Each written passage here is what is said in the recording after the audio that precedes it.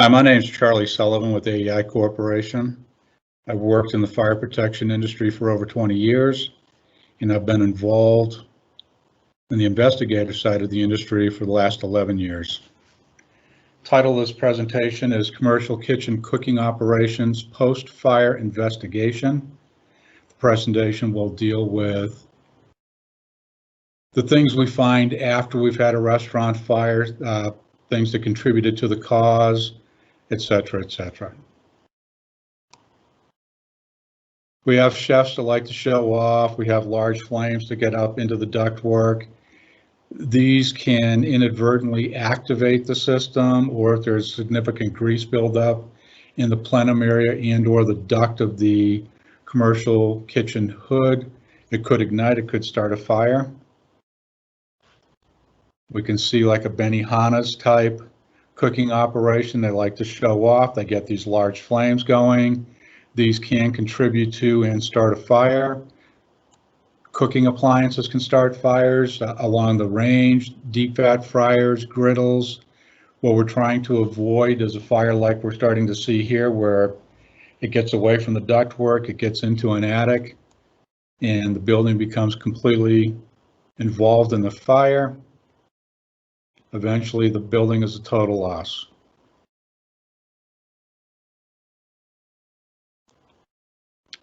This was a Gates Barbecue in Independence, Missouri. They had a large smoking chamber in the kitchen area of the building. The fire chamber was actually in the basement. They would start the fire, put the logs in there, and then the meat would be smoking on the upper level of the building, first floor.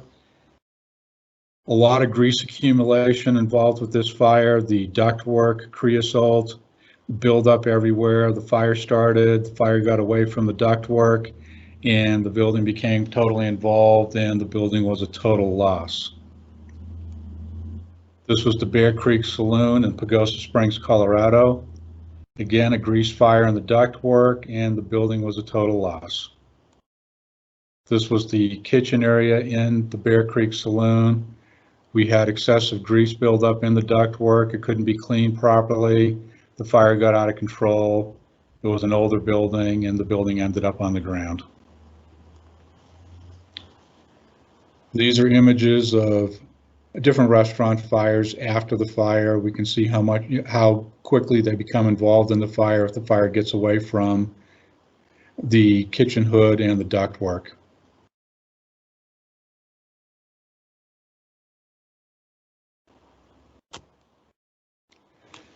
This is a large cooking appliance. These are found more in like a manufacturing process. These were used to cook hamburgers, chicken, other pre-prepared food for meals that are being packaged and shipped out to stores and frozen dinners. In some cases, it's pre-prepared food that's packaged and sent to different restaurant chains. All they have to do is heat the food up. These cooking operations also have extinguishing systems, ductwork, things that need to be taken care of, maintained properly, just like a restaurant. These are images of statistics between 1999 and 2002, just showing some of the major causes of fires. These were commercial buildings. For years, intentional was the #1 on the list. Cooking equipment fell right below it. So we had restaurant operations that became involved. These were some of the percentages that were involved with those fires. Fires starting on the stoves, deep fat fryers, etc.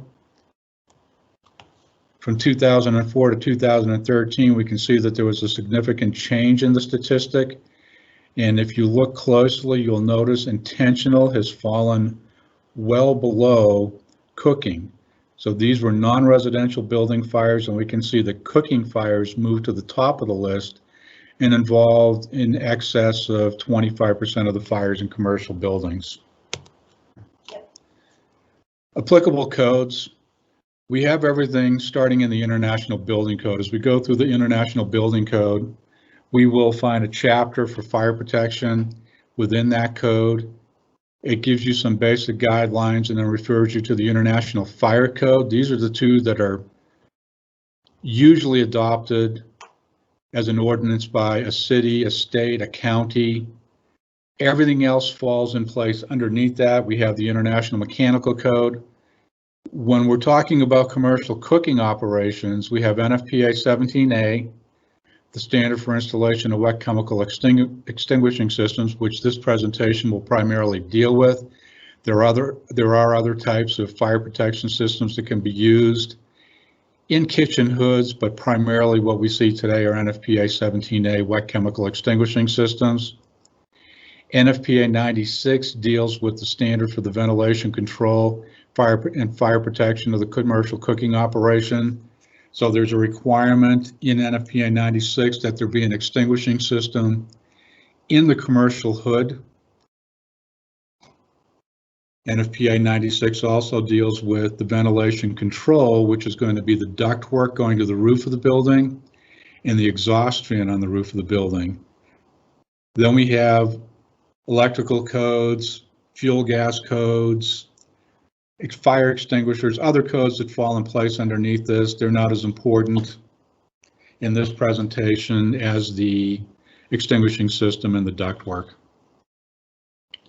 This is my little family tree just to kind of show how everything kind of branches out from the building codes, local codes, state codes, UL listings, etc. And we can see where everything branches out into the different NFPA standards. The UL listing categories, it's important to understand that everything involved with the commercial cooking operation, there is a UL standard for each appliance, for the filters, for the extinguishers. All of these items can be used in compliance with their UL listing. And if you'll take a moment and just look through these categories, you'll understand how extensive this can actually get.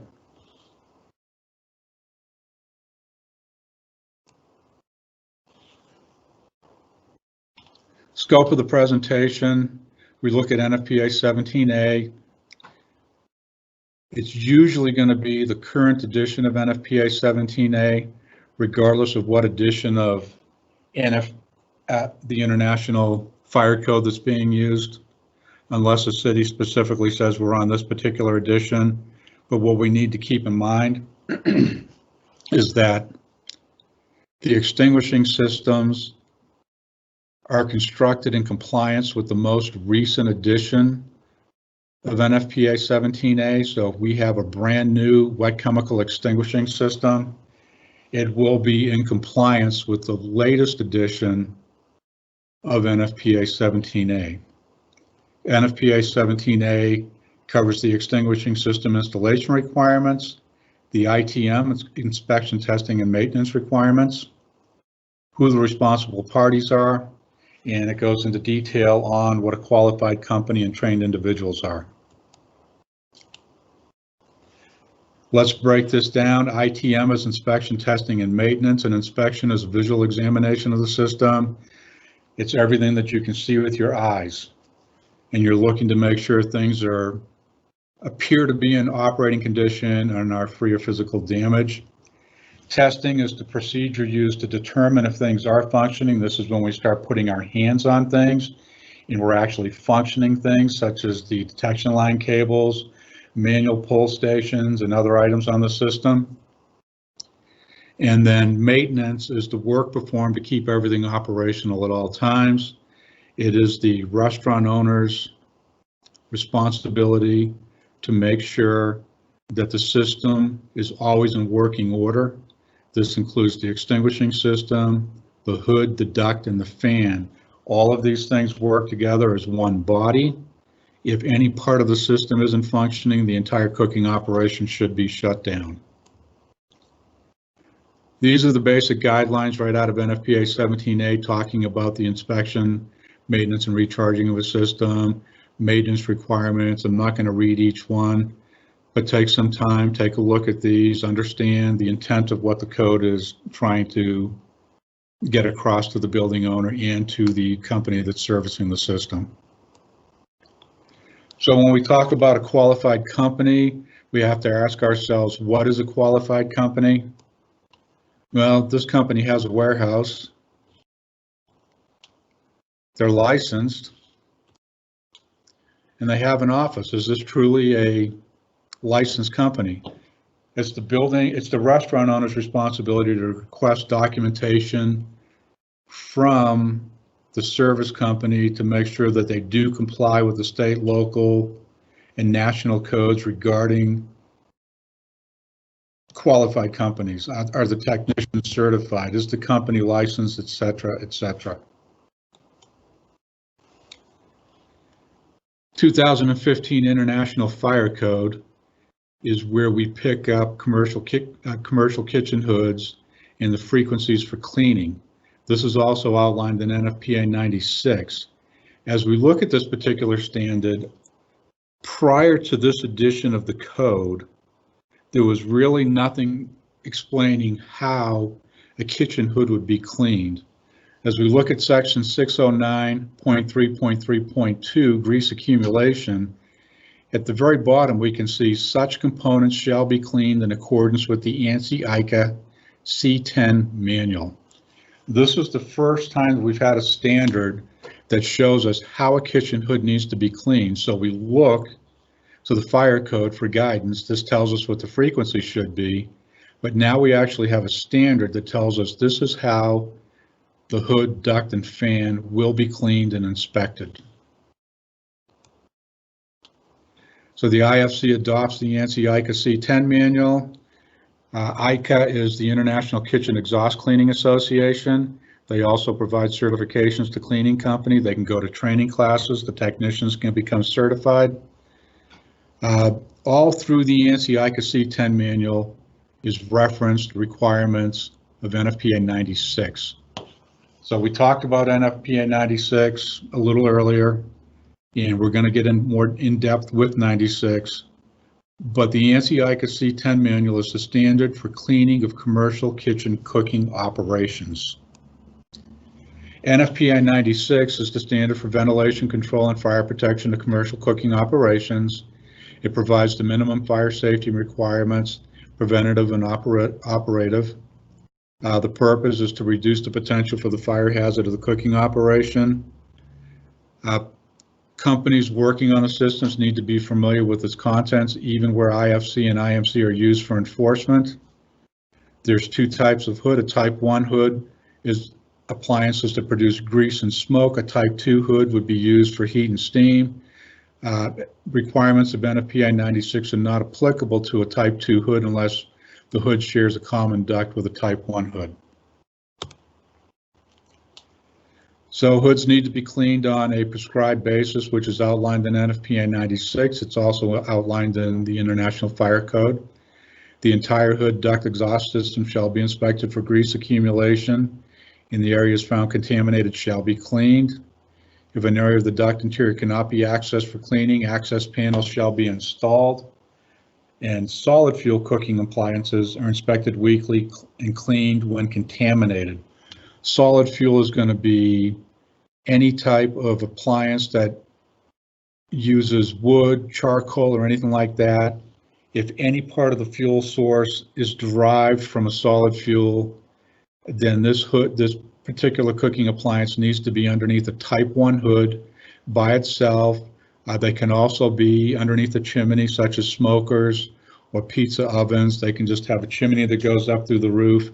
But with deep fat fryers, charbroilers, things like that, they need to be underneath the type 1 hood, have an extinguishing system, and they shall be inspected weekly and cleaned when contaminated.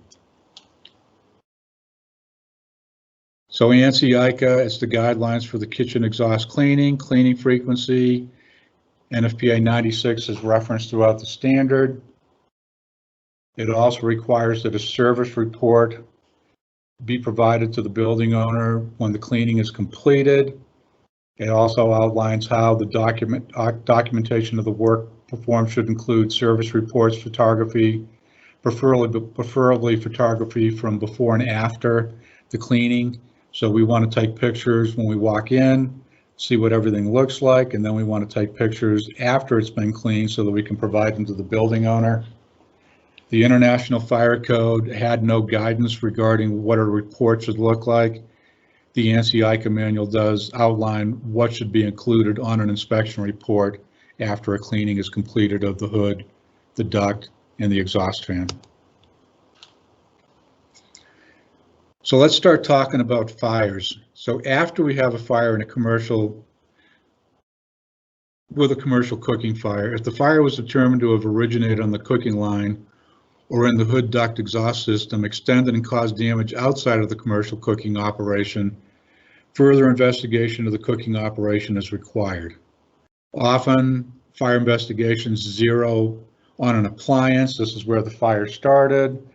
It would, a gas line may have failed. It may have started in a pan, in a wok, in a deep fat fryer, and the investigation stagnates at that point, and nobody investigates any further.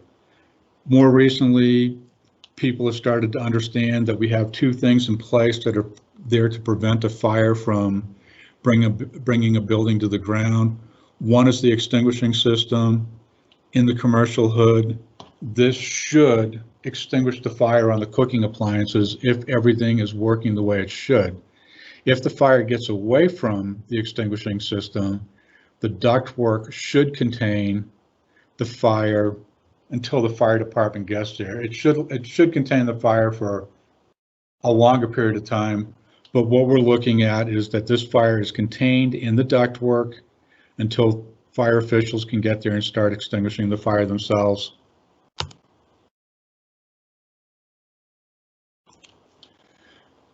We want to collect artifacts such as cooking appliances, gas lines, extinguishing system components. We look for documents. We want weather history. There's just a lot of things we want to get collected to better understand the fire, how the fire possibly got out of control. I would personally like to see statistics start being reported regarding fires on cooking lines where the extinguishing system activated, successfully extinguished the fire. The service company came out, they recharged everything, they put new fusible links in, and the system's back up and operating within a couple of hours. Unfortunately, we don't have any statistics that involve that. All we seem to get are the statistics after there's been a fire. It would be nice to know how many times we've had a successful extinguishment of a fire. The question of where the fire started and why it I'll start that slide again. Number? If you can't tell us, again, title. After a fire. Thank you. So after the fire, we want to collect artifacts such as cooking appliances, gas lines, extinguishing system components. Let's stop right there.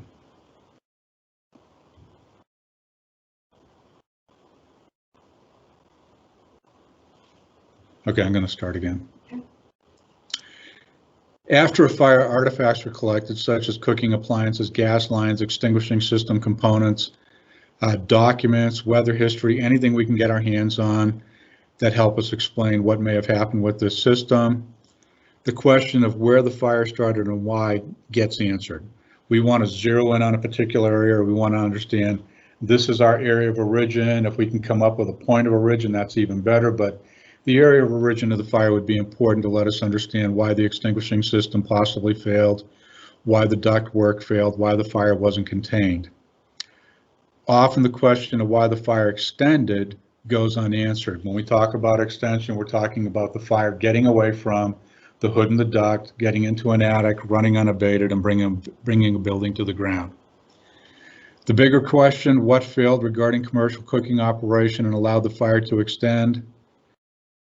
The extinguishing system failed, compromised ductwork, excessive grease accumulation, fuel sources didn't shut down, just to name a few. There's a lot of things that need to be answered. We need to understand clearly why the fire got away, and we have all the damage that we're seeing. Keep in mind that an extinguishing system has been installed to extinguish fires on the appliance surfaces, in the hood plenum, and in the duct. A hood duct exhaust system has been installed to contain the fire until first responders arrive. If a fire escapes from the hood duct, there are a lot of questions that need to be answered. We want to identify appliances, the extinguishing system manufacturer, the nozzle coverage, just the list just goes on here. We can see there's a lot of things we need to look at, document very clearly, make sketches. We want to look at everything carefully and study the different types of things we're seeing, the burn patterns on the splash guard on the back wall. Were there solid fuel cooking appliances involved? Sometimes we find a cooking operation where they have a gas-fired char grill and they're tossing wood chips on there to get a little bit of smoke to give the meat flavor. This is something that shouldn't be happening on a normal cooking line. This should be happening under a hood by itself, where that appliance is not sharing a hood with any other gas-fired appliances. This is a typical cooking operation. So we can see that we have our hood, we have our appliances, we have our grease filters, fusible links. So this is what a basic cooking operation looks like. This is a very simple mom and pop restaurant. As we get into bigger restaurants, things become more extensive, larger hoods, more equipment. But this just helps everybody understand what the basic operation is. We have a hood with a duct. We have an exhaust fan on the roof, which is pulling air out of the kitchen. We need to have a makeup air supply. That can be through a swamp cooler or another air source. And we need to replace the air that's being evacuated from the room. Otherwise, we end up with a negative air environment and the hood struggles to operate properly. So we identify the appliance line, we look at the hood, we look at the cooking appliances underneath it, we map everything out. We start making little sketches, drawings, what type of appliances, how wide are they, how tall are they. We want a very clear understanding, are they gas fired, are they electric fired? Each cooking operation looks somewhat different, different types of hoods, different types of appliances. During cleaning, daily cleaning, weekly cleaning, when the hood is cleaned by the service company, we have to assure that the appliances are pushed back into the exact position they were prior to any type of cleaning. So this can be accomplished in several ways. They do make these little safety sets that you can put on the floor where the caster will roll into it, and you know that this is where this appliance goes every time. Other times we can mark the floor with paint or something showing this is where the corner of this appliance should be, and we mark on there, you know, was this the deep fat fryer, was this arranged? But it's important to put the appliances back where they were, because each appliance has discharge nozzle coverage over the appliance, which is specific to that appliance, and it's aimed at a certain point on that appliance. So during the investigation, we're going to go down, and you can see we've added little letters here. Everybody has their own way of doing this, but we kind of go down the line, identify everything, take lots of photography, and show everything very clearly where it was on the date of the fire. This was a very interesting fire. This was outside of Sacramento, California. We can see that the splash guard on the wall is basically just sheets of metal that have been tacked up there with rivets. This was not ideal. The fire started in a deep fat fire. It got away very quickly, got behind the wall, got above the wall.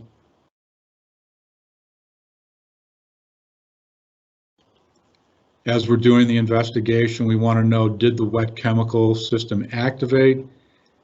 In this particular instance, this particular chemical had a green tint to it, which helped us immensely. We can look at the cooking line and the woks on some of the other types of cooking devices, and we can see if the chemical is there, if it's pooled up any place. That'll help us understand if the system did discharge.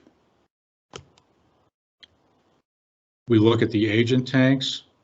We have non-pressurized cylinders and pressurized cylinders. We want to understand who the manufacturer was, how the system was supposed to activate.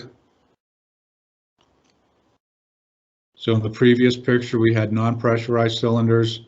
These are pressurized cylinders. A non-pressurized cylinder has no charge in the tank. It's relying on an actuation cartridge to actually pressurize the cartridge and discharge the chemical into the discharge piping. A pressurized cylinder is much like a fire extinguisher. It's pressurized. Upon activation, the chemical just discharges into the discharge piping.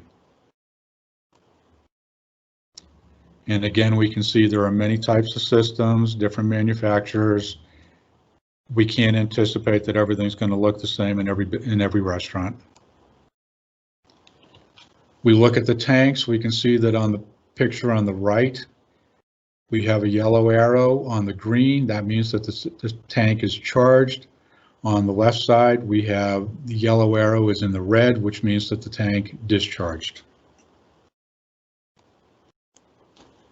On non-pressurized cylinder agent tanks, we have what's called a burst disc, and it's going to be placed below the collar on the discharge piping that connects to the tank.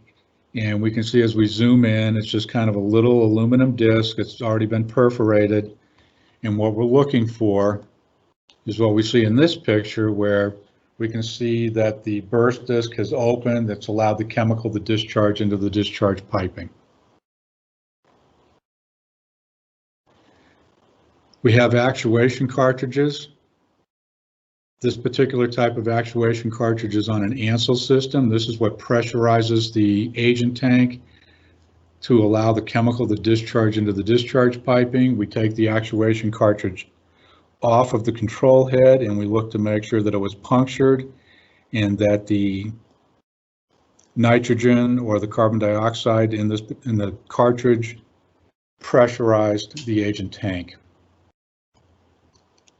We also have smaller actuating cartridges, which are found in many of the other types of systems. This is a small CO2 cartridge. That'll be removed from to make sure that the firing pin actually punctured it. So when we look at the picture on the left, we see the cartridge and where it would screw into the firing pin. And then the picture on the right-hand side just shows that the metal was punctured and that the CO2 pressurized the area above the tank. It's much like again, like a fire extinguisher. All it's doing is putting force on top of the little button on the agent tank and forcing the chemical to discharge. So here's a control head and we can see the smaller actuation cartridge. This is connected to a firing pin. Each manufacturer has their own control head.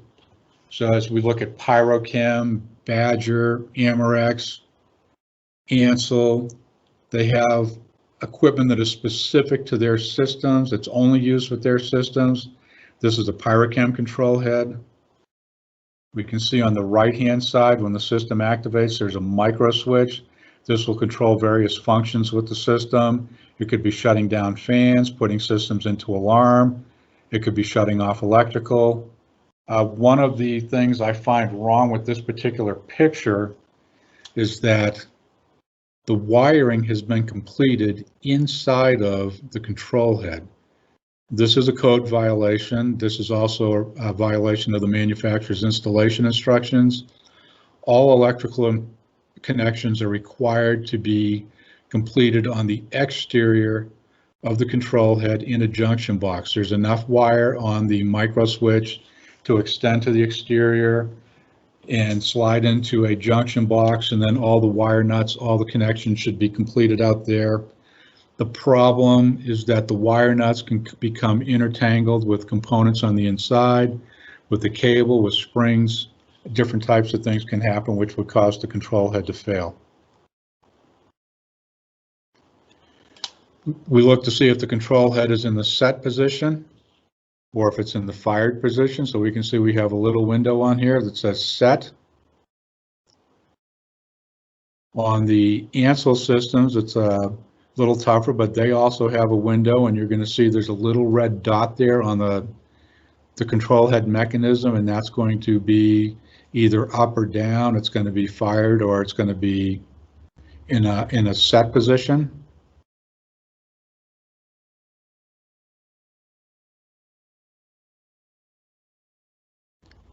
So here's a closer picture of the microswitch. There can be one microswitch, there can be multiple microswitches. It just depends on what functions need to happen. A lot of times this will have to do with fan operation. It'll have to do with fire alarm activation. There may be other functions that need to happen. Another hood may need to go in because we have a common duct. When we have common ducts and we have multiple hoods tied to a common duct, each of the extinguishing systems need to activate simultaneously in each hood. Nozzles and coverage, so we have discharge nozzles that are on the discharge piping placed over the appliances. We want to find out what the model numbers are. We want to make sure that caps are in place if the system hasn't activated. If the system has activated, we would fully expect to find the nozzle caps blown off, sitting on an appliance surface, but we don't want to see that those nozzle caps are in place after a fire. That's going to be clear evidence that the system didn't activate when it should have activated. So in this picture, we can see we have one nozzle cap that's hanging. We know we had chemical discharge from this one. The nozzle on the left-hand side, the blow-off cap is still in place. This nozzle was clogged. We didn't get any chemical discharging from this particular nozzle.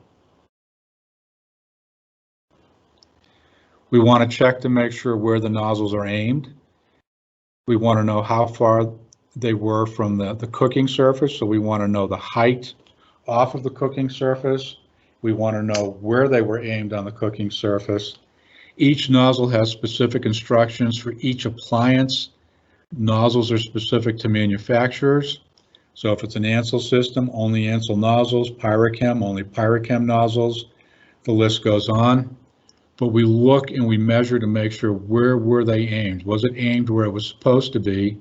And also, is it the right nozzle for that particular appliance? The nozzles are specific to appliances. They are specific to high proximity, medium proximity, and low proximity coverage. That's going to be the height off of the cooking surface. If we find a low proximity nozzle in a high proximity position, that could be a problem, and vice versa. So if we look at the manufacturer's instructions, we can see that they very clearly outline where the nozzle should be aimed, what the minimum distance off, what the maximum distance off of a cooking appliance should be. They give you a little window so that you can kind of look, this is where I need to be aimed, and we need to understand that it's specific to each appliance. They also have plenum and duct nozzles, and again, we already talked about low, medium, and high proximity. Additional diagrams of different requirements for nozzle placement.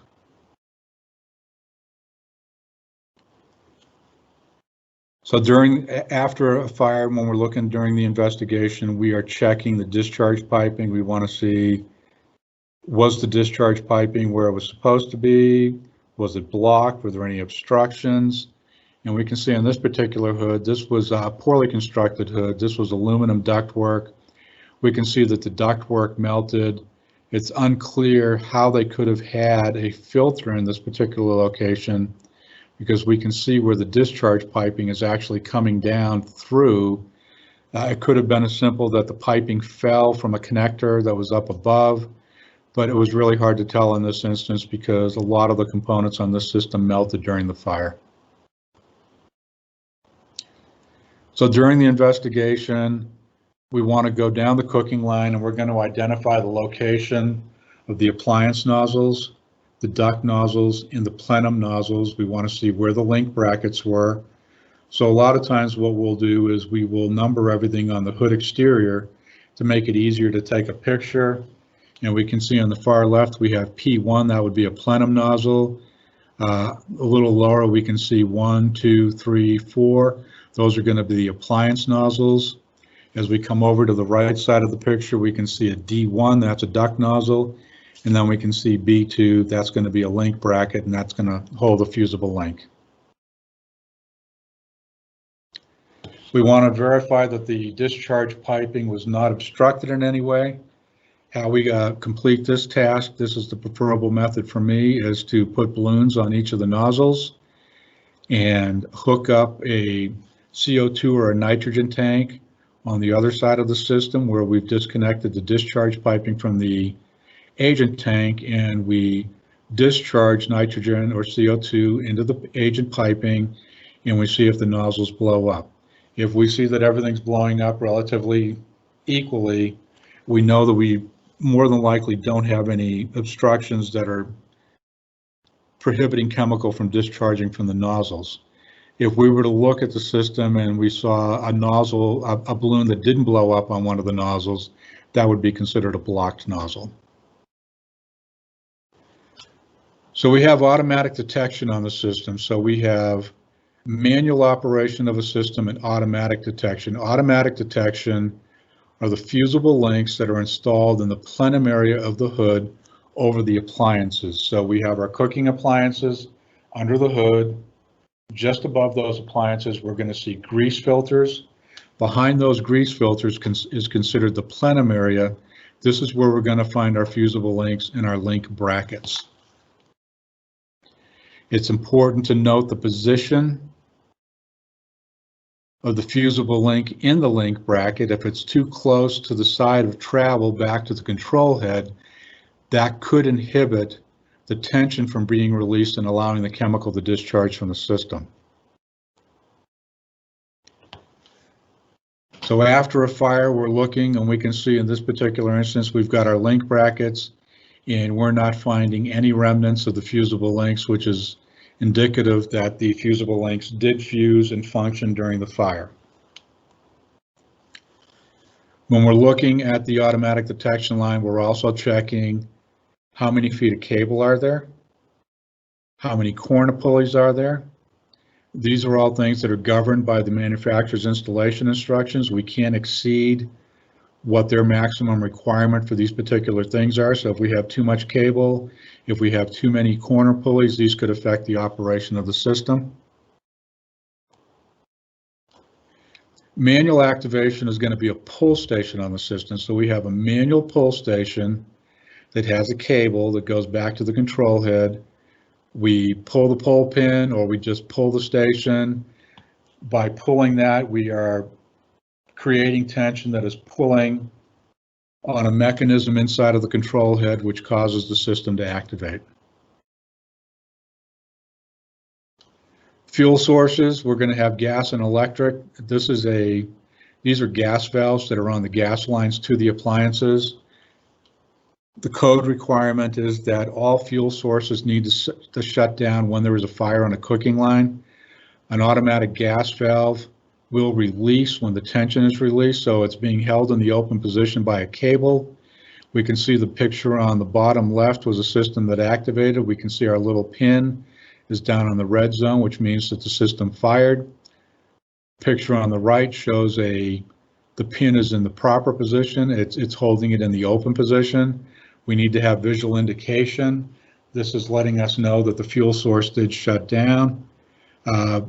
We do like to check back pressure. We like to put a little pressure back on it, on the gas valve, to make sure it did close completely. So we want to check for leaks or anything like that. If the seat didn't seal completely, that could explain why we may still have gas going to an appliance. We also have electrical fuel sources, so we have shunts for the power. We also have electric cooking appliances. So we may have electric fryers, we may have electric broilers. These things all need to shut down underneath the hood, just like the gas valve. The electricity needs to shut off also. And we can see we have lockouts. This was after a fire. These are the position that these particular breakers were found in. The fire department put little tags on them and made sure nobody turned them back on after the fire, so everything looked the same when we got to the restaurant.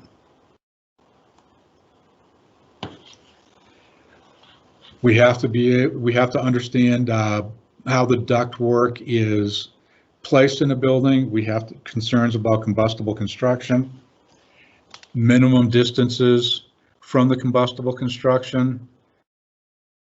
So if we have non-combustible construction, we can have 0 clearance. If it's limited combustible, we have distances for that. And then for combustible construction, typically it's going to be 18 inches from any type of combustible construction for the ductwork, for the hood, for the fan, etc.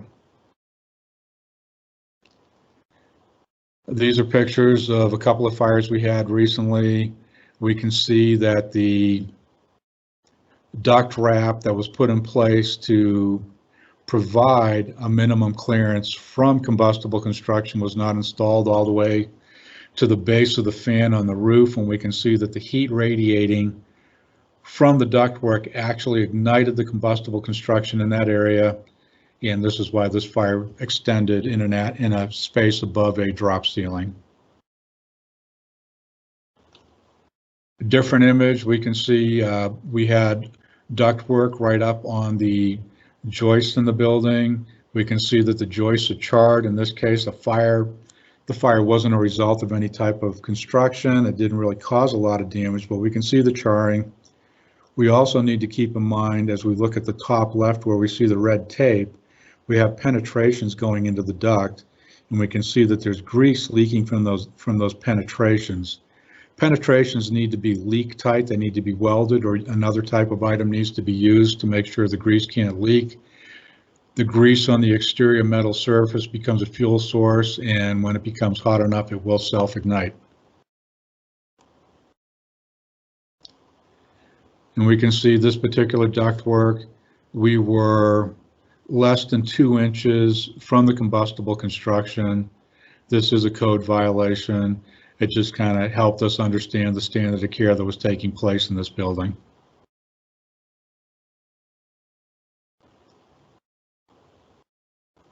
Looking down at the combustible construction where the grease was kind of going down onto the joists. Again, these things become flammable. When things get hot enough, the grease will ignite.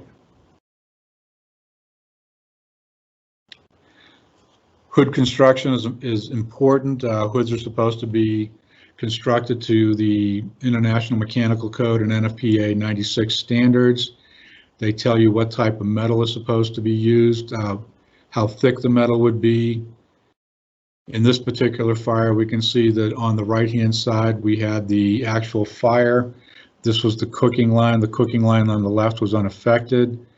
The one thing that's missing from this picture, and we can see the burn pattern on the wall going up to the roof, is the ductwork. The ductwork was constructed with aluminum and it melted during the fire. Different angle, and we can see where the duct was. We can see the burn pattern on the wall, and we know that the duct was there and that it heated up, but the duct was aluminum and the duct did melt. This was a contributing factor to the extension of fire throughout this building. We talked about the splash guard. We showed this picture a little earlier. This was a little closer. We can see that this has just been put together, just sheets of metal that are riveted on the wall. This is not correct. This is not the right way to do this. There are correct ways to put a splash guard on the wall. This is not one of them. We can see where there's every lip. We have grease going up behind that metal, and it's accumulating on the wall behind the metal. Again, when things become hot enough, the grease will ignite and the fire will extend. Exhaust fans. Typically, it's going to be a hinged upblast fan. By hinged, we mean that it can swing open so that they can look down into the ductwork and they can clean the ductwork below the fan. Needs to have a proper housing. Needs to be 40 inches above the roof line. So if we have a parapet around the roof, it literally needs to be 40 inches above the top of that parapet. This is all for draft. This is all to make sure that the fan operates the way it's supposed to. It needs to be UL listed for kitchen exhaust, and it needs to be wired in accordance with the National Electric Code. So we can see now that we're talking about the hinged up blast, we can see how you can lift the hood up a little bit. It's on a hinge so that you can get inside, clean that ductwork, clean underneath the fan. You're also going to clean the fan blades. Filters. We have grease filters that are assembled in the commercial cooking hood. The filters collect grease, so the fumes go through the filter, through the little baffles, and the majority of the grease collects on those and kind of goes down to a little channel and into little cups that are on either side of the hood, and then those cups are emptied on a daily basis. Not all the grease is going to be caught by these particular types of filters, and that's why we have prescribed cleaning schedules for the hood, the duct, and the fan. Some of the grease is getting through into the plenum area, into the duct, and it needs to be cleaned on a prescribed basis. But this is how the majority of the grease is collected during normal cooking operations. So the filter has to be constructed so that the filter cannot be installed in the wrong orientation. So as we look at this picture, we can see where we have our baffles going vertical up and down. If they're going sideways horizontal, that is not a correct orientation for a hood filter. We also have spark arresters. Spark arresters are used when we have solid fuel cooking sources. So we have embers that can float up off of the solid fuel that's being used to cook the food. We want to minimize how many of these embers can get up into the ductwork. We know that with solid fuel cooking operations, we have a lot of grease, and we also have creosote from the material that's being used as a fuel source. This accumulates on the duct walls and becomes extremely flammable. Embers getting up there can ignite the grease and creosote mixture. So we want to limit what gets up there. They're not going to stop all embers, but it's going to minimize how many do get up there and the chance of a fire starting. So we see different types of solid fuel. This is a pizza oven. And on the bottom left, we can see our fuel source. It's oak logs.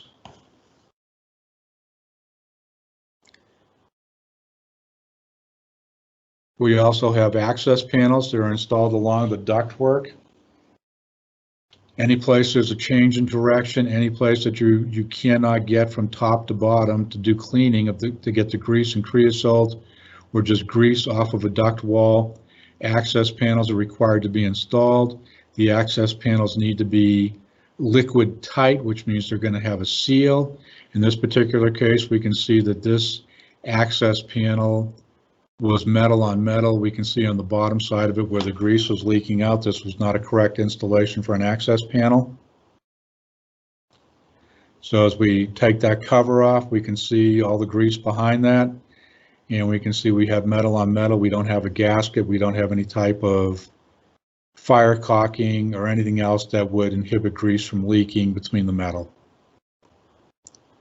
This is a correct access panel. It has a gasket on it, and we can see that it's listed very clearly. Access panel, do not obstruct. That means don't put any other types of mechanical equipment in front of this. This is for the cleaning company so that they can get in and remove the panel, clean the duct properly. And this is how a typical approved access panel is constructed. The bottom piece is on the inside of the duct, the gasket is on the outside of the duct, and then the cover goes over the gasket and the piece is made together.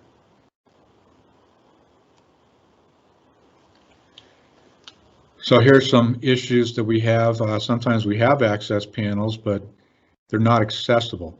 So in order to clean this particular hood, somebody would have to come out there and have a lift or something to get the access panels off and clean them. The picture on the right is a 5-story high vertical duct. There would have to be a lot of things would need to take place for this to be cleaned properly.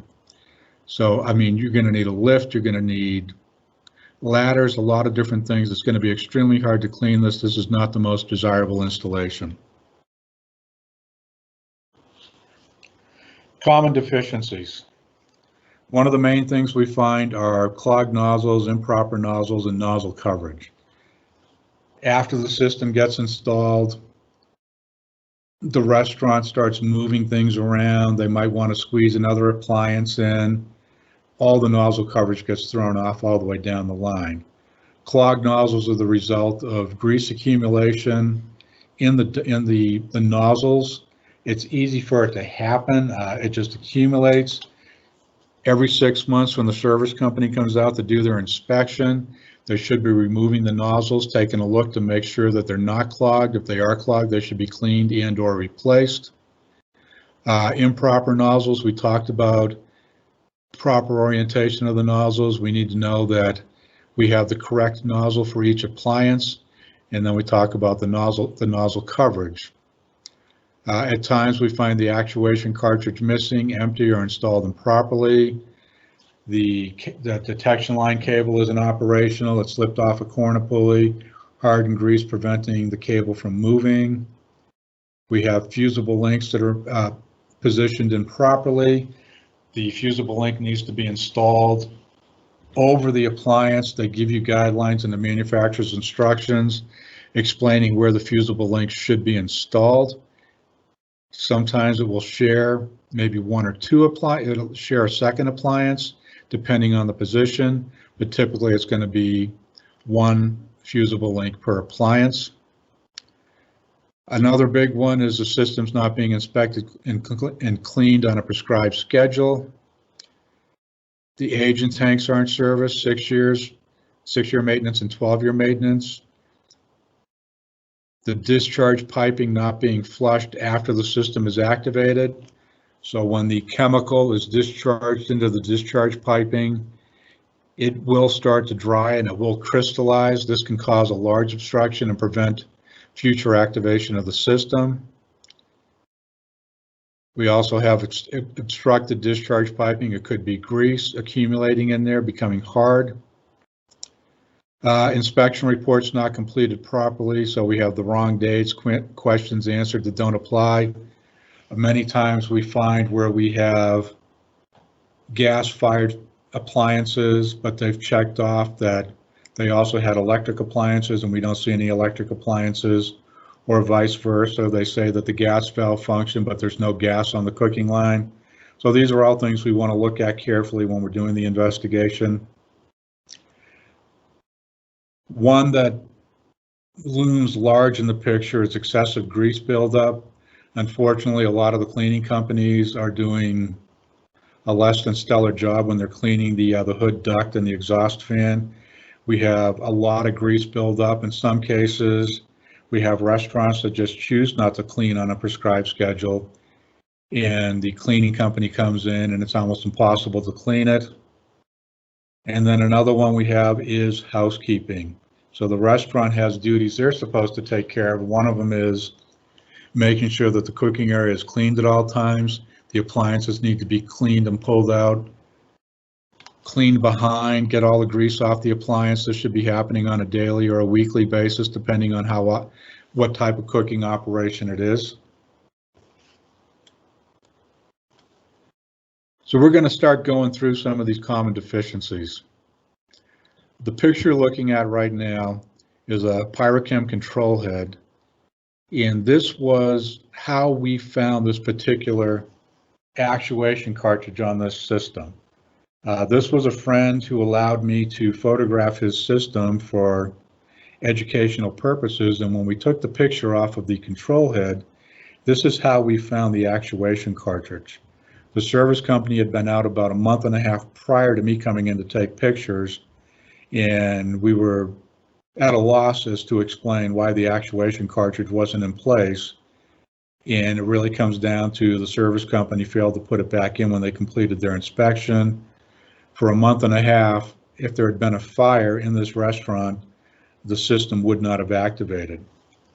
And as I pointed out earlier in this particular picture, we have wire nuts inside of the control head. Again, this is not the way it should be done. All wiring connections need to be completed outside of the control head. So this is another picture. This one was a fire. This is how we found it. They had the tape on it so that nobody would touch anything. And when we came in, we found that the system had not activated and was still in the set position. When we got the cover off, we found the extinguishing cartridge laying in the cabinet, and we also found that we had, again, all the wiring All the wire nuts, all the wiring was inside of the control head. So this is inside, this is an Ansel Ottoman, and we can see on the right-hand side all the wire just hanging in there. Again, this can become entangled in the control head and prevent the control head from activating. But the big thing here, why the system didn't activate properly, it was twofold. One, the actuating cartridge was not in place. And if this were a case study, I'd be explaining a little more that the scissor brackets on the fusible links were positioned improperly in the brackets and didn't allow the tension to release and for the system to actually fire. Close up of the wiring, we can see how close it is. We can see where it's kind of already entangled with some of the control head components. Another common deficiency, we have issues with corner pulleys. We can see on the top right-hand picture where the cable is riding on the pulley. That's the way it should look. The bottom left picture, this is how we found this when we were trying to figure out why the cable wouldn't move. So we very carefully cut a piece off of the cable, and we can see that the cable had actually become wedged underneath the cover of the corner pulley. The tension didn't release, the system did not activate. We can also get grease buildup inside of the corner pulleys. This hardens, it becomes, the grease kind of goes through the cable and everything kind of solidifies on the corner pulley.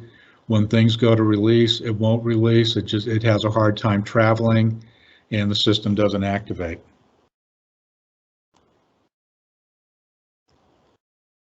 We can see we've taken a corner pulley apart. Again, we have grease buildup. It's going to be on the bearings. It's going to be every place. The corner pulley is not going to move freely. The cable becomes bound up inside the corner pulley and the system doesn't activate. With the discharge nozzles, one of the largest things we find are clogged nozzles. We have the top left is the nozzle as it was removed. When we kind of look down inside in the middle picture, we can see the grease in there. And then when we look at the discharge orifice, we can see that we also have grease clogged there. The chemical can't travel through these things and therefore doesn't discharge over that appliance. This is what a clean discharge nozzle should look like. It has a strainer on the interior and we can see that everything looks good. The chemical would be able to move through this. The strainer is there to catch anything, little pieces of rust or anything like that that may be traveling through the piping that could possibly become lost in the discharge orifice. This is a duct nozzle. The one on the left is how it should look when it's screwed in and it's placed up into the ductwork. The one on the right shows that the company that was servicing the system wasn't even looking at this particular nozzle in the duct opening. We can see that the grease had been accumulating on this. Over time, it just keeps becoming harder and harder. More grease accumulates and it gets hard and there's going to be no chemical discharging here. This could explain why a fire could run unabated through ductwork. If the ductwork is leaking in any way, then we end up with a fire outside of the ductwork.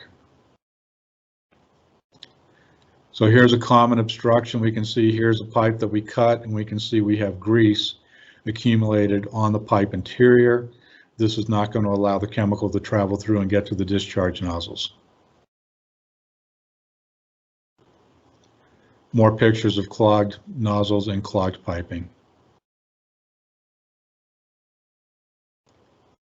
So when we're talking about the discharge nozzle and when we're talking about the discharge piping, it's the responsibility of the extinguishing company to make sure the nozzles are functioning, that the pipe is not obstructed, but also to keep the exterior of the pipe clean to make sure that there isn't grease that could ignite during a fire on the piping.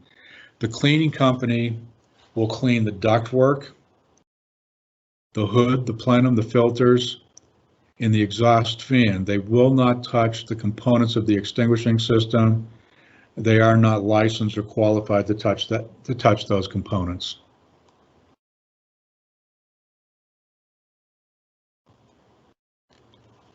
Fusible links, we want to check the dates on the fusible links. The fusible links are supposed to be changed during every 6-month inspection.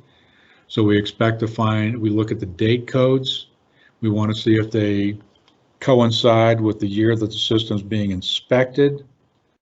So if we have an inspection done in October of 2020, 6 months later, we expect to see a link that's been installed with 2021 dated on it.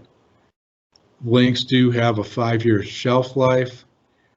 If you use a new link that was manufactured in 2016, that needs to be written on the report. It also needs to be written on the inspection tag.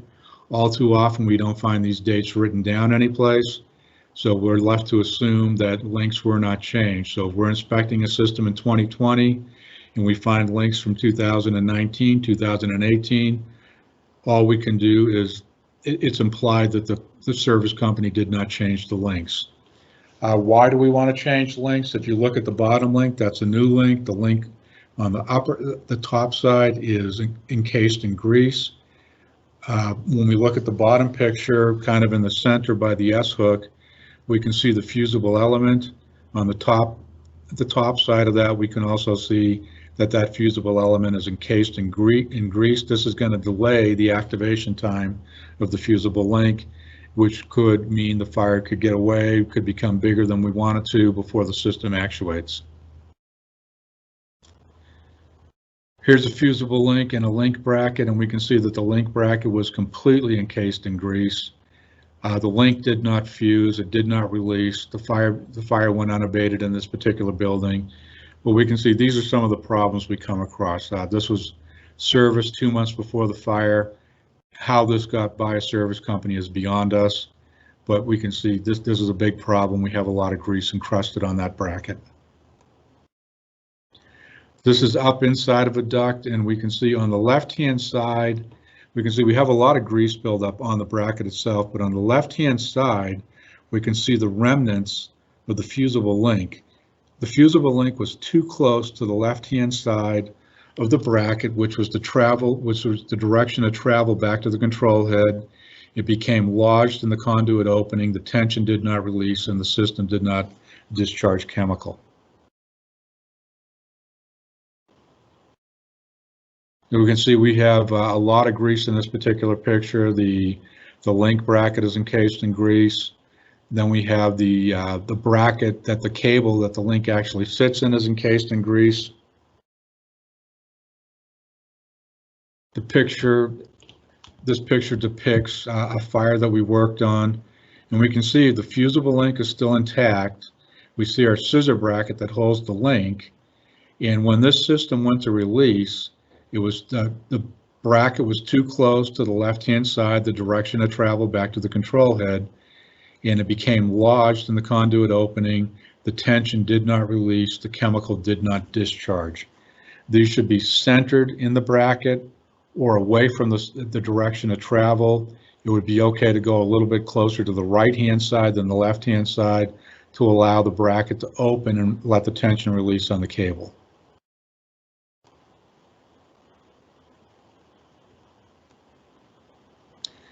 Penetrations need to be liquid tight. So penetrations that the discharge piping, any electrical cable, any other type of penetration need to be completed in a fashion where it's welded or a quick seal is used so that we don't have grease escaping from the opening. The grease we're seeing here isn't excessive, but over time this starts to accumulate. Once there's enough there, if there's a fire at the self-ignition point, the grease will ignite on the hood exterior, and the fire goes unabated above a ceiling. So where the red arrow is pointing, this is what we call a quick seal. This is a liquid tight seal. We can see our penetration through the hood wall is liquid tight. We're not going to have grease leaking to the exterior. Now we come to duct work.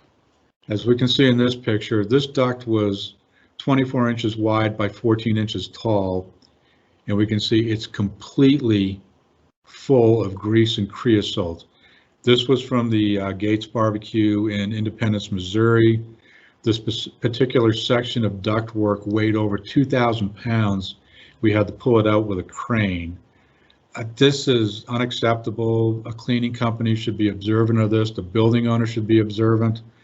In this particular case, the cleaning company came out one time, looked and said, we can't do anything to help you. When we investigated the fire, we found this particular section going from one side of the hood connecting to a common duct on the other side of the hood. What was interesting is that at some point in time, another duct was installed as a bypass around this particular piece of ductwork, which made it hard for the owner to say he didn't know that this condition didn't exist.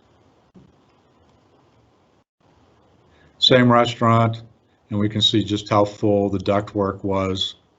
This was on the bypass. We had about a 2-inch opening across the top of the grease going to the fan. Another deficiency is an improperly sized hood. So we can see that the hood over this particular cooking line on the bottom left, we have the grease spilling over and coming out. On the top right picture, we can see a properly sized hood. The grease, all the fumes, the vapors and everything are going up into the hood. The bottom left picture, when we see grease spilling out like that, let's say that we did have a properly sized hood there. That could be an indication that the fan isn't operating properly, that there's excessive grease up in the hood, and we have spillover. So you have to have a mechanical company come out and take a look at things. They can tune this up. So on the bottom left, we can see we don't have proper air movement, and we have the vapors spilling out. And then with a simple tune-up, the mechanical contractor is able to get the fan operating properly and get the vapors going where they're supposed to go.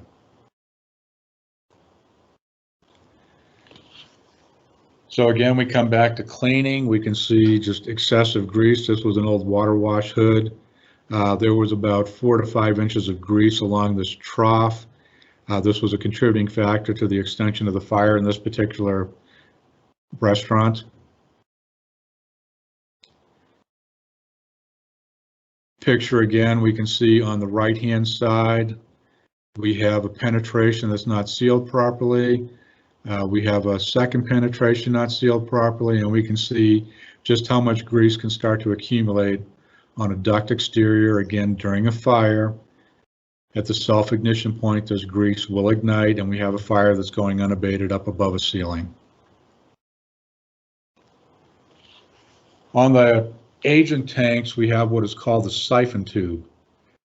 During each 6-month inspection on non-pressurized cylinders, the service company is required to check the siphon tube and make sure that it appears to be in good condition. This one was removed, and we can see we have a large buildup, crystallized buildup on the exterior of the siphon tube. It was also up into the interior. This is going to prevent the chemical from discharging. On pressurized cylinders, the only time that you're going to pull the siphon tube out is during the 6-year maintenance of the tank.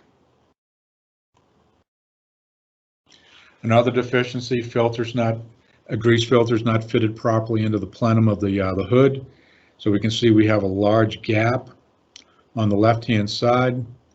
And if you look at this picture, you can see what direction the grease is going. So we can see that we have the dark stain on the left-hand side, just below the filters, and then up on the side. And when we have a large opening like that, the vapors are not going to go through the filters. They're going to go to that opening, thereby missing the filters, and we end up with a lot of grease built up inside of the system. And this was the opposite side. So basically they needed one more smaller filter that could have taken up the space of the gap on either end of the hood.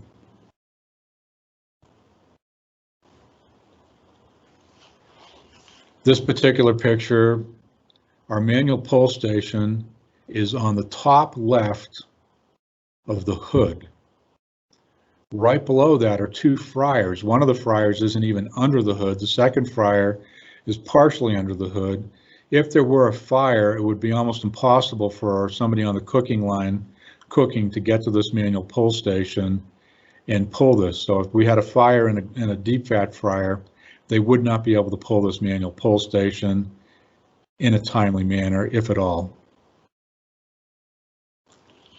So we talk about grease. A lot of people talk about Chinese restaurants and being notoriously greasy. What I find are hamburger joints and 24-hour steakhouses tend to be just as greasy as Chinese restaurants. We have a lot of grease that's in the vapor coming up off of the cooking surface, and it accumulates rapidly. Typically, high volume cooking operations are required to be cleaned every 90 days or more often if deemed necessary by the cleaning company. In some cases, a restaurant should be being cleaned monthly, bi-monthly, on a more frequent schedule. And these are just different types of grease accumulation, oriental cooking, char broilers, just woks, and we can see how much grease is created. And then this is an example of grease and creosote from solid fuel cooking operation. And we can see just how much accumulates, and this accumulates rapidly, and this is why they need to be inspected weekly and cleaned if necessary. Housekeeping, we talked about this earlier. Housekeeping is important. These appliances were pulled away from the wall after a fire in a restaurant, and we can see just how much grease was accumulated on the back of these appliances. This is indicative that the cooking staff was not cleaning behind, under, or any place in proximity of these particular appliances. We have stalactites of grease built up on these appliances. It is the restaurant's owner to take care of their own housekeeping. Cleaning companies, service companies are not going to do this for them. This is part of everyday operation of a restaurant. This was a fire up outside of Seattle, Washington. These deep fat fryers were counter mounted. They were resting on a counter, and it was clear when we got them apart that nobody had ever moved these from day one. So all around them, everything looked nice and clean until we went to separate them, and then we realized just how much grease was between the fryers that were on the countertops. And this is a picture just showing these particular appliances. These are the same fryers that we just looked at in the previous picture. We hadn't pulled them apart yet. For all practical purposes, it actually looked very clean until we took them apart. The red arrow is pointed at the flue off of the back of the fryer. So we have a lip. The hood is mounted to the wall, and there is a lip on that hood. And the flue on these particular deep fat fryers was just discharging the hot gases right onto that bottom metal surface. In this particular instance, the fire started as a result of the flue gases heating up the metal and causing the fusible link just above it to activate. So we can see our flue is discharging onto the metal, and we can see where our fusible link is, or where the link bracket is right above this. This was an interesting case. The fusible link was not there when we arrived for the investigation. There were two S hooks holding the cable in place. It was determined that the fusible link was removed because the system was activating prematurely or at undesirable times and shutting the cooking operation down. If anybody had bothered to take a look at the manufacturer's instructions, they would have realized that on these particular deep fat fryers, the flue needs to be a minimum of 36 inches from the filters. In this case, we were heating up the metal just underneath that location, igniting the grease.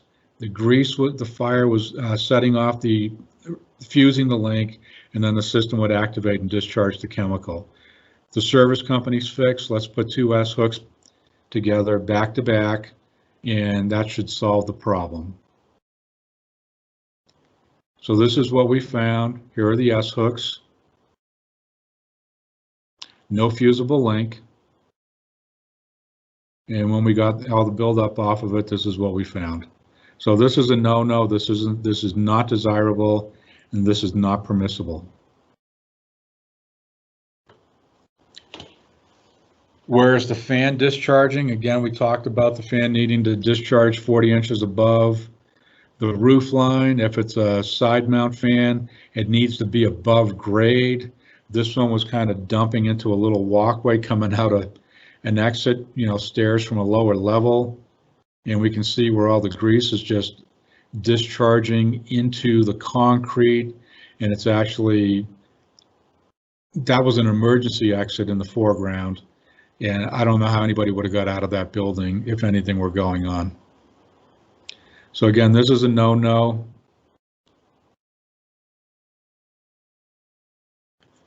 Here's an exhaust fan on a roof. Everything appears to look okay until you start to come right up on it. And then you realize that the fan is just sitting on this base. The fan is actually larger than the base. It's not fitted properly. It was not hinged. We had to lift it off, and we can see that the fan was just resting on top of this curb stop. Not proper installation, no hinges, and we can see the grease that was accumulating on the interior of this one. So again, common deficiencies. The picture on the left, we have a discharge fan, the exhaust fan discharging out of the side of the building. That's not an issue in itself. It is graded properly. However, right above that is the makeup air, and the vapors discharging from the fan are being collected by the makeup air going right back into the building. And then the picture on the right, just there needed to be adequate clearance all around this particular fan. It was just discharging into an awning on the side of the building. Again, grease accumulating up underneath that awning. If there had been a fire, this would have been undesirable. More bad examples. Picture on the right-hand side is a downdraft fan. Should have been an updraft fan. And we can see all the grease is just discharging right onto the roof.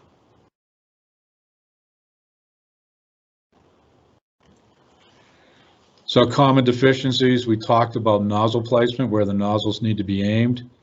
As we look at this particular picture, we can see that they added an appliance. We're not sure which one they added, but basically the fryers ended up, one of them partially outside of the hood, and therefore the nozzle coverage became improper. We had the nozzle pointed at one appliance and then another nozzle pointed at the right-hand side of a char grill.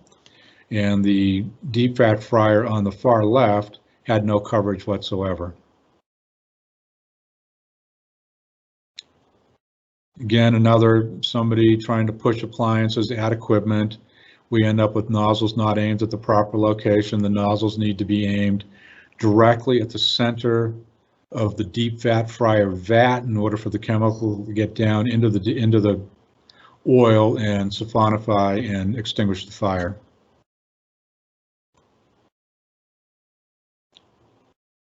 So here's one where they added a wok outside of the hood, and somebody even thought of putting in a nozzle for it, which was very interesting. And then on the right-hand side next to the wok, we can see the manual pull station. If there were a fire in the wok, you wouldn't be able to get to the manual pull station. And then look what we have sitting on top of the hood. On top of the hood, we have plastics. Again, hoods get very hot. These plastics can melt. They can't ignite, and the fire would extend outside of the hood rapidly. So in closing, we anticipate that at some point there's going to be a fire on a cooking line. If we didn't anticipate this, we wouldn't need extinguishing systems. We wouldn't need to have liquid tight ducts or anything like that. So we're anticipating that at some point there's going to be a fire. The hood duct is designed in such a way that it should be able to contain a fire until first responders arrive. Is constructed liquid tight, clearances from combustible constructions, duct wrap, etc. If the equipment is installed, constructed and maintained in accordance with the applicable codes, a commercial cooking operation shouldn't burn to the ground.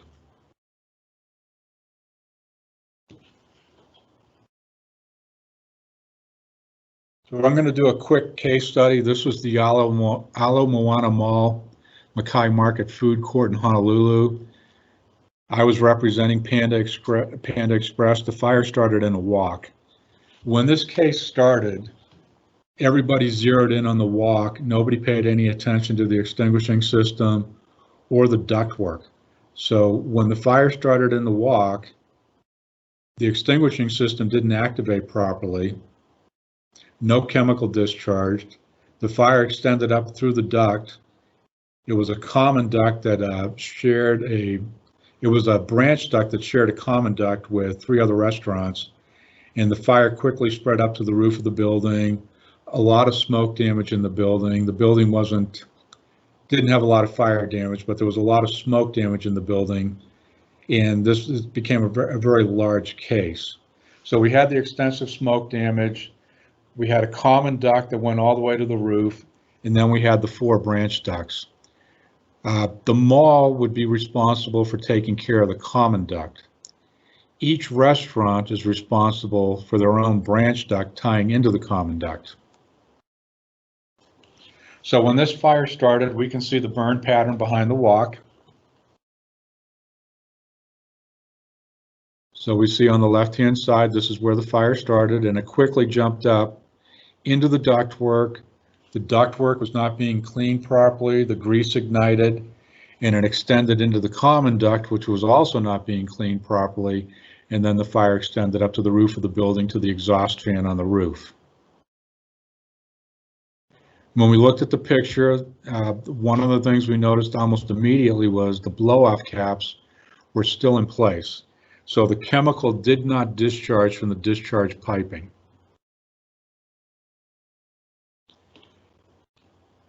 We went to the ottoman. The ottoman was a custom design ottoman, and it held 3 3-gallon Ansel tanks. And we can see our actuating cartridge down on the left-hand side.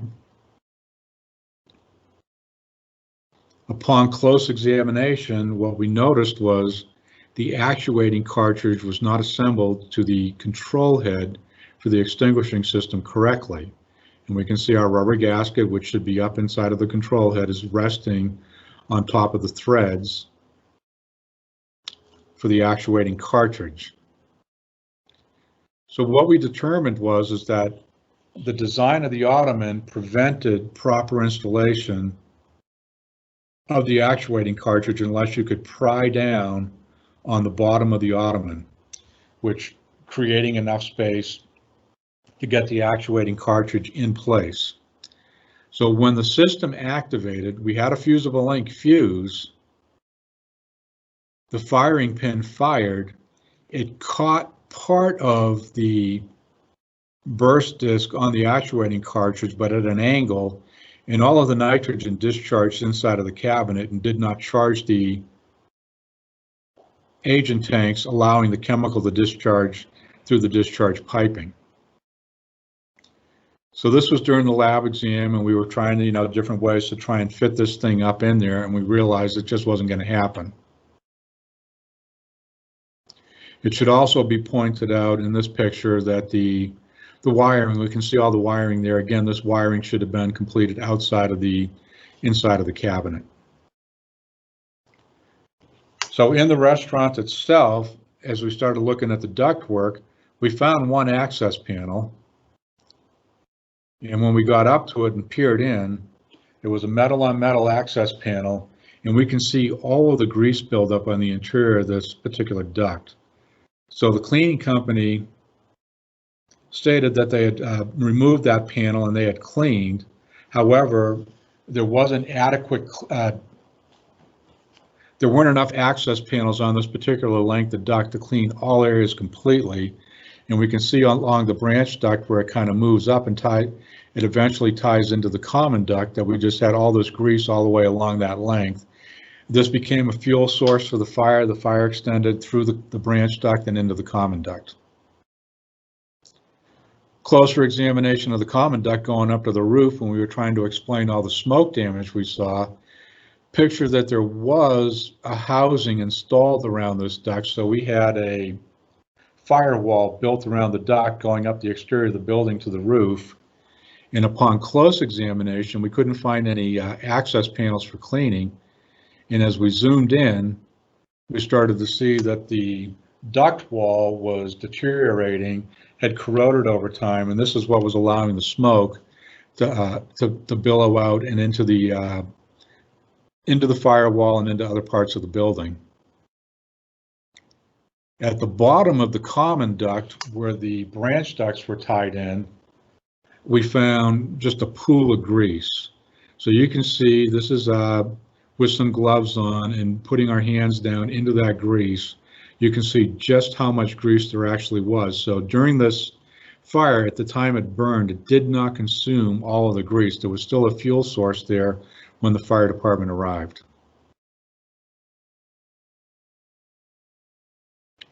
More pictures of the same duct. We can just see how much grease is actually accumulated inside of this.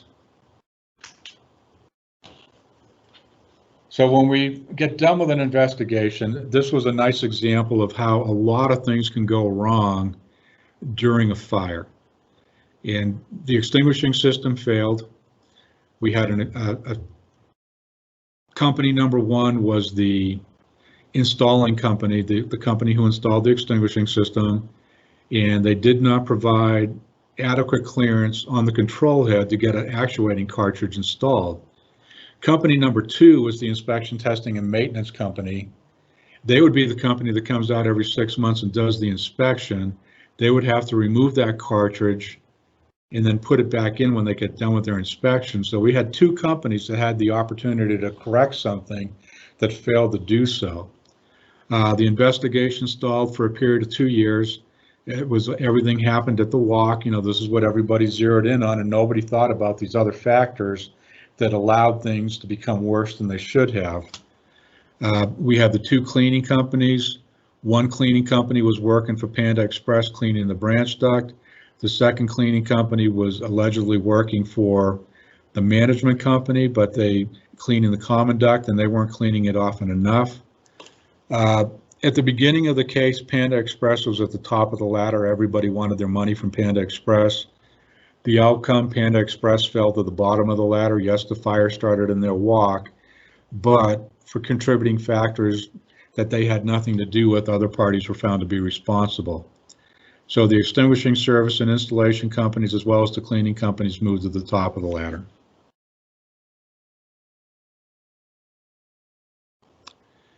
If you have any questions, feel free to contact me. My contact information is on this slide.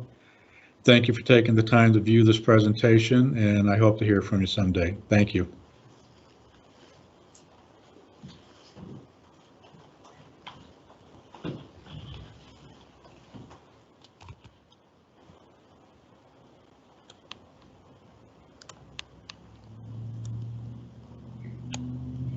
There you go. Once you got rolling, it was Kind just of muddled through it.